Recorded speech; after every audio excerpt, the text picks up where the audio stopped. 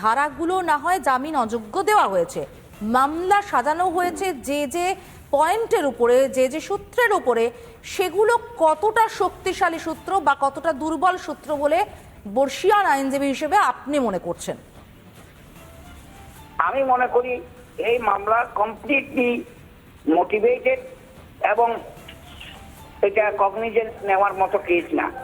তারপরে এখানে যেহেতু লয়াররা সবগুলো হলো মানে কি বলবো, এখানে বর্তমান সরকারের আইনজীবী, তারা এটাকে প্রটেক্ট করার জন্য চেষ্টা করতেছে। এই মেট্রোপলিটন ম্যাজিস্ট্রেট কোর্টের যে কাজী শরীফ সাহেব এটা রিজেক্ট করেছে, ওনার বেইল যখন চাওয়া হয়েছিল নিম্ন কোর্টে, এটা বেইল রিজেক্ট করেছে। পরবর্তীকালে মহানগর দায়রা জজ আদালতে চট্টগ্রামে ওনারা একটা আপিল করেছে, আপিলটা এখন শুনানির পর্যায়ে আছে। আমি জানি না হোয়াট উইল হ্যাপেন, তবে মামলার একদম দুর্বল, এই ধারাগুলো কমপ্লিট দুর্বল। এই কারণে আমরা আশা করি যে ওনার বেইল হতেও পারে, নাও হতে পারে। বেল যোগ্য হবে, যেহেতু আমরা যদি আজকে শুনানি করতে পারি ঠিক মতো, তাহলে আশা করি বেল হবে। অনেক ধন্যবাদ আমার সঙ্গে কথা বলার জন্য। আমরাও অবশ্যই চাইবো আপনি সুস্থ শরীরে কোনো রকম হেনস্থার শিকার না হয়ে শুনানিটা শেষ করুন, এবং অবশ্যই যে কোনো দেশে, যে কোনো জায়গায়, যে কোনো অপরাধের ক্ষেত্রে আইনজীবী পাওয়ার, শুনানি হওয়ার একটা অধিকার সবার রয়েছে, আইন সবার জন্য সমান, সেটা যেন অন্তত হয়। অনেক ধন্যবাদ এতক্ষণ আমাদেরকে সময় দেওয়ার জন্য। আমরা কথা বলছিলাম রবীন্দ্র ঘোষের সঙ্গে, আইনজীবী রবীন্দ্র ঘোষ, যিনি একটা অসম লড়াই লড়ছেন ঠিক কথায়, কিন্তু অনড় তার লড়াইয়ে। তিনি গতকালও লড়ে গিয়েছেন, আজও লড়ে গিয়েছেন, আজও লড়বেন শুনানির জন্য। এবং তিনি যেরকমটা বললেন যে দুর্বল, অত্যন্ত দুর্বলভাবে মামলা সাজানো হয়েছে, সেই জায়গায় দাঁড়িয়ে থেকে এই মামলা কিন্তু ধোপের টেকারই কথা না। দেখা যাক কি হয় আজকের শুনানিতে।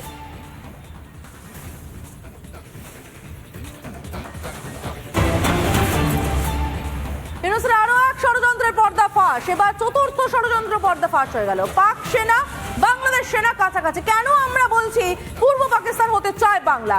বলছে ঠিক এই কারণে। এবার যে ছবিটা দেখতে পাচ্ছেন, একটা গোপন বৈঠকের ছবি দেখতে পাচ্ছেন। এটা কোথায় হচ্ছে? পাকিস্তানে হচ্ছে। কাদের মধ্যে হচ্ছে? বাংলাদেশ এবং পাকিস্তানের সেনা কর্তাদের মধ্যে হচ্ছে। যে বৈঠকের ছবি ফাঁস করেছে রিপাবলিক, যে ছবিটা আপনারা দেখতে পাচ্ছেন এই মুহূর্তে রিপাবলিকে। আমরা কথা বলেছিলাম আন্তর্জাতিক সম্পর্ক বিশেষজ্ঞ রাজাগোপাল ধর চক্রবর্তীর সঙ্গে, তিনি কি বলছেন আমরা শুনে নেব। মানে এটা বাংলাদেশের মানুষকে বোঝানোর চেষ্টা যে এই সময় বাংলাদেশের এই যে সময়টা চলছে, দ্বিতীয় স্বাধীনতা যুদ্ধ, এই সময় পাকিস্তানকে কতটা জরুরি। পাকিস্তান আমাদের সঙ্গে আছে, ভারত যদি কোনো আক্রমণ করে তাহলে পাকিস্তান সঙ্গে থাকবে। পাকিস্তানের কাছে পরমাণু বোমা আছে, সেটা কেউ কেউ বলছেন, সেটা পাকিস্তান আমাদের হয়ে ব্যবহার করবে বা কিছু একটা। সাধারণ মানুষ মনে করছে পাকিস্তান একটা ইসলামিক শক্তি, তার মিলিটারি আছে, তার আণবিক বোমা আছে, এইটা সাধারণ মানুষ বোঝে। ব্যাস এইটাকেই কাজে লাগানোর চেষ্টা। পাকিস্তানের দালাল মোহাম্মদ ইউনুস এবারের বিজয় দিবস উদযাপন করবেন না, ওরা বাংলাদেশকে পাকিস্তান বানাতে চায়। রিপাবলিক বাংলা এবার বিজয় দিবসের সবচেয়ে বড় উদযাপন করবে। ভারতের পরাক্রমের উদযাপন হবে বাংলাদেশের মুক্তিযোদ্ধাদের সংগ্রামের। বিশ্ব জুড়ে যারা মুক্তিযোদ্ধা এবং যারা মুক্তিযোদ্ধা পরিবারের সদস্যরা রয়েছেন, আপনারা নির্ভয়ে আপনাদের বক্তব্য, আপনাদের কথা আমাদের রিপাবলিক বাংলার এই নাম্বারে পাঠান।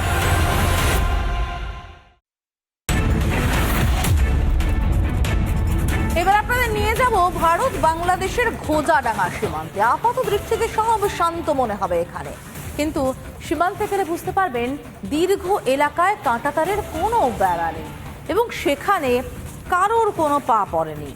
বোঝা যায় ভারত বাংলাদেশ সীমান্তের ঠিক কী পরিস্থিতি এখান থেকে। একটা বিশেষ প্রতিবেদন দেখুন আমাদের প্রতিনিধি ভাস্করের সঙ্গে।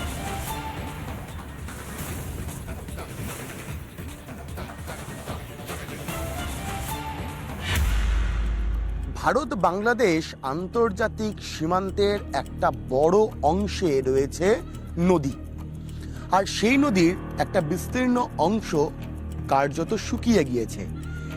একাধিক খাঁড়ি রয়েছে যেখানে জলস্তর গোড়ালির থেকেও কম, আর এই ধরনের পরিত্যক্ত নৌকা এই মুহূর্তে রিপাবলিক বাংলা যেখানে রয়েছে, এই ধরনের পরিত্যক্ত নৌকা একাধিক জায়গাতে দেখতেও পাওয়া যায়। অনেকেই সন্দেহ করছেন যে এই ধরনের যে সমস্ত জলপথ বা খাঁড়ি রয়েছে সেই খাঁড়ির মাধ্যমেই বাংলাদেশ থেকে ভারতে বাংলার মাধ্যমে অনুপ্রবেশের চেষ্টা চালায় সন্ত্রাসবাদী, মৌলবাদী, রোহিঙ্গা অনুপ্রবেশকারীরা। একটা বড় অংশে এই মুহূর্তে যেমন দেখতে পাচ্ছি একটা পরিত্যক্ত নৌকা রয়েছে, যে পরিত্যক্ত নৌকার চতুর্দিকে অন্তত কোনো মানুষের উপস্থিতির প্রমাণ এই মুহূর্তে নেই। সূর্যের আলো এখনো রয়েছে, সূর্য ডোবার পর এই জায়গা অনুপ্রবেশের জন্য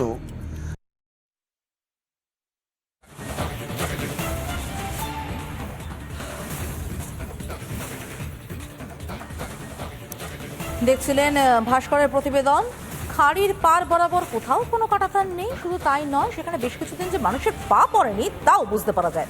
আপাত দৃষ্টিতে সবটা নিরাপদ দেখালেও আদতে কিন্তু ভারত বাংলাদেশের ঘোদেডাঙ্গা সীমান্ত একেবারেই নিরাপদ নয়।